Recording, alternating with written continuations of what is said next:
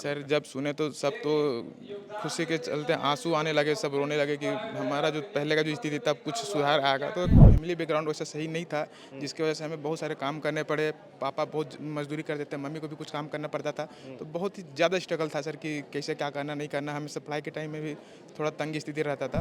ऐसा लगता कहीं सुसाइड कर लें, कहीं ट्रेन के आगे कूद जाएँ। तो मेरा भाई हमको बहुत सपोर्ट करता था कि नहीं ऐसा अगर तुम करोगे तो जो मम्मी पापा का जो दयनीय स्थिति है वो तो सुधार उसमें नहीं आएगा।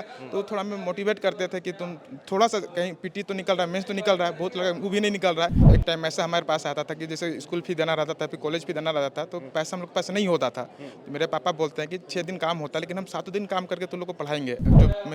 जो बुरे दिन थे वो शायद अब खत्म होने वाला है। काफ़ी खुशी है सर सबको ही। हमारे साथ सूरज कुमार हैं, रांची के गोंदली पोखर इलाके के रहने वाले हैं। आज इन्हें भी नियुक्ति पत्र मिला है और अब ये ट्रेनिंग ऑफिसर के रूप में जॉइन करेंगे। सूरज जी, पहले तो बहुत-बहुत बधाई। Thank you sir. नौकरी से पहले का सफ़र कैसा रहा आपका? सर नौकरी से पहले का जो सफ़र था काफ़ी स्ट्रगल रहा सर, क्या कि फैमिली बैकग्राउंड वैसा सही नहीं था, जिसकी वजह से हमें बहुत सारे काम करने पड़े। पापा बहुत मजदूरी करते थे, मम्मी को भी कुछ काम करना पड़ता था। तो बहुत ही ज़्यादा स्ट्रगल था सर कि कैसे क्या करना नहीं करना। हमें सप्लाई के टाइम में भी थोड़ा तंग स्थिति रहता था, तो काफ़ी स्ट्रगल पूर्ण था सर। इसको ज्वाइनिंग को मिलकर बहुत खुशी है हमारे पे। अच्छा, एक बात बताइए, आप बता रहे हैं कि आपके पिता मज़दूर थे, तो कैसे फिर पढ़ाई कैसे हो पाई? क्योंकि हम देखते हैं आमतौर पर कि जो लोग मज़दूरी करते हैं वो उतना ही तक कमा पाते हैं कि जितना में घर चल पाए बस।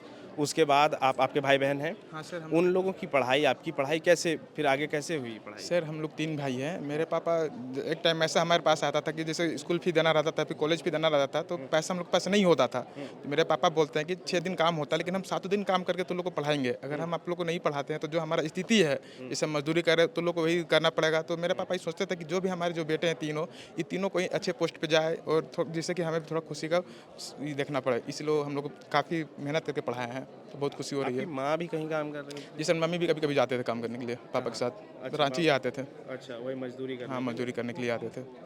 तो अब तो आपकी सरकारी नौकरी हो गई, अब तो उन्हें हाँ नहीं सर। काम करना पड़ेगा। हाँ, नहीं, अभी मम्मी-पापा भी नहीं जाते हैं। अभी इससे पहले भी हम एक जगह पे थे, तो अभी 1-2 महीने से वो बंद कर दिए हैं। घर पे ही रहते हैं। अच्छा, मतलब अब स्थिति में बदलाव हाँ आया सर, है। स्थिति में काफ़ी बदलाव आ गया है और थोड़ा फिर सर पिछले का जो था, वो एक अलग फीलिंग आता है कि हमने स्ट्रगल किया है, तो अच्छा रहता था। हुँ, तो अब तो स्ट्रगल का फ़ेज़ आपका ख़त्म हो गया है, तो अब क्या बदलेगा आगे? घर परिवार के लिए क्या सोचे हैं, क्या करेंगे? सर हमारा तो हम लोग 3 भाई हैं, तो हम लोग चाहते हैं कि अभी मेरा जो जो मंझला भाई है, वो जेईई में है, हुँ, सुपरवाइज़र है प्राइवेट कंपनी में। तो हम चाह रहे हैं कि जो मेरा छोटा भाई, वो भी एक अच्छा स्ट्रगल करके वो भी किसी गवर्नमेंट जॉब में आए। हुँ, उसके बाद जो हमारे फैमिली जो बैकग्राउंड है, उस हुँ, सभी को हम चाहते हैं कि एक अच्छे लेवल पे लेके आएँ। हुँ, हमारा यही प्रयास रहेगा कि जो हमारा जो बैकग्राउंड है फैमिली का, उसको हुँ, इम्प्रूव करते हुए, हुँ। जो हमारे जो परिवार के जो सदस्य हैं, सबको एक एक अच्छे स्टेज पे लाके खड़ा करने का है। अच्छा, किस पद पर नियुक्ति हुई है आपकी? सर अभी हमारा जो है training officer as a fitter के रूप में नियुक्ति हुई है, फिटर के रूप फिटर में। के रूप में।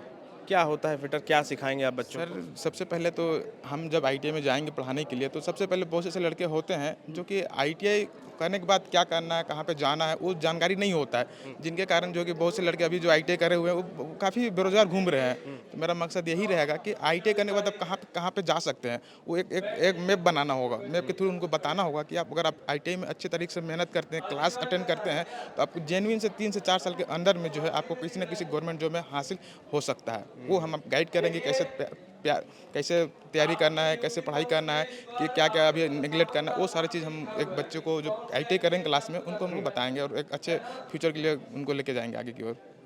तो घर वालों को जब बताया कि आपकी सरकारी नौकरी हो गई, क्या रिएक्शन था घर वालों सर का? जब सुने तो सब तो खुशी के चलते आँसू आने लगे, सब रोने लगे कि हमारा जो पहले का जो स्थिति था कुछ सुधार आएगा। तो खुशी का माहौल था, हुँ, आँख में आँसू आने लगे मेरे मम्मी-पापा का कि अब जो मेरे जो बुरे दिन थे वो शायद अब खत्म होने वाला है। हुँ। काफ़ी खुशी है सर सबको ही। तो आपको कभी नहीं लगता था कि जब आप पढ़ाई कर रहे थे या उसके बाद जब आप रोज़गार की तलाश में थे कि अब बहुत लेट हो रहा है, अब छोड़ देना चाहिए, कुछ प्राइवेट में ही कर लेना चाहिए? सर मैं आपको बता दूँ कि अभी तक जो हमने 25 से 30 एग्ज़ाम दिए हैं, हुँ, है ना? जब हम अब एग्ज़ाम नहीं निकलता था, काफ़ी मैंने जैसे बीआरसी होता है, Bhabha atomic research centre, NFC है, डीआरडीओ, सेल है, इस समय जो एग्ज़ाम देने के बाद काफ़ी मेरिट लिस्ट में नहीं आता था। एक क्या होता है, डिपार्टमेंट ऑफ एटॉमिक एनर्जी में 2 स्टेज में एग्ज़ाम होता है, पीटी और मेंस। उसके बाद आपका स्किल टेस्ट होता है, उसमें आप देते हैं, उसके बाद फाइनल मेरिट में नहीं नाम आता था, तो काफ़ी दुःख हो जाते थे। ऐसा नहीं नहीं कि हम पढ़ाते थे बच्चे को भी, लेकिन एक हौसला हमारा थोड़ा टूट जाता था। ऐसा लगता कहीं सुसाइड कर लें, कहीं ट्रेन के आगे कूद जाएँ। तो मेरा भाई हमको बहुत सपोर्ट करता था कि नहीं ऐसा अगर तुम करोगे तो जो मम्मी-पापा का जो दयनीय स्थिति है वो तो सुधार उसमें नहीं आएगा। तो थोड़ा हमें मोटिवेट करते थे कि तुम थोड़ा-सा कहीं पीटी तो निकल रहा है, मेंस तो निकल रहा है, बहुत लगा वो भी नहीं निकल रहा है। तुम एक अच्छा वे पे जा रहे हो, ऐसा नहीं करना है। अच्छे से मेहनत करो, थोड़ा जहाँ कमी है उसको सुधार करके फिर आगे करके और चलो। तो मेरे पापा, मेरे भाई बहुत सपोर्ट करते थे इस वे में। तो कभी वैसा हताश तो आता था, लेकिन कभी हमने छोड़ा नहीं पढ़ाई। क्या है कि हम जानते थे अगर हम पढ़ाई छोड़ेंगे तो जो है हमारा जो स्थिति वही रहने वाला, इम्प्रूवमेंट नहीं आएगा। इसलिए हमने अभी वैसा कभी सोचा नहीं। और आज सफलता मिली। आज सफलता मिल गई सर। गोल, जहां 27 वर्षों के सफर में 17,000 से भी अधिक छात्रों ने डॉक्टर एवं इंजीनियर बनकर भरे सफलता की ऊंची उड़ान, जहां साधारण छात्र भी झारखंड टॉपर्स बनकर बना रहे इतिहास। दूरदर्शी शिक्षाविद श्री विपिन सिंह के मार्गदर्शन में मेडिकल एवं इंजीनियरिंग के लाखों छात्रों के लिए आशा की किरण के रूप में गोल, नेशंस लीडिंग इंस्टीट्यूट। बायोम सिर्फ मेडिकल प्रिपरेशन का संस्थान। बायोम से लगातार दूसरी बार नीट यूजी में 700 मार्क्स पार। 10th पास स्टूडेंट्स के लिए फाउंडेशन कोर्स, 11th पास स्टूडेंट्स के लिए फ्रेशर कोर्स और 12th पास स्टूडेंट्स के लिए टारगेट कोर्स 17 अप्रैल से शुरू हो रहे हैं। कॉल 7360066190 और visit Biome, circular road near womens college and Hinu, Ranchi. followup.in. Like, share, and subscribe. www.thefollowup.in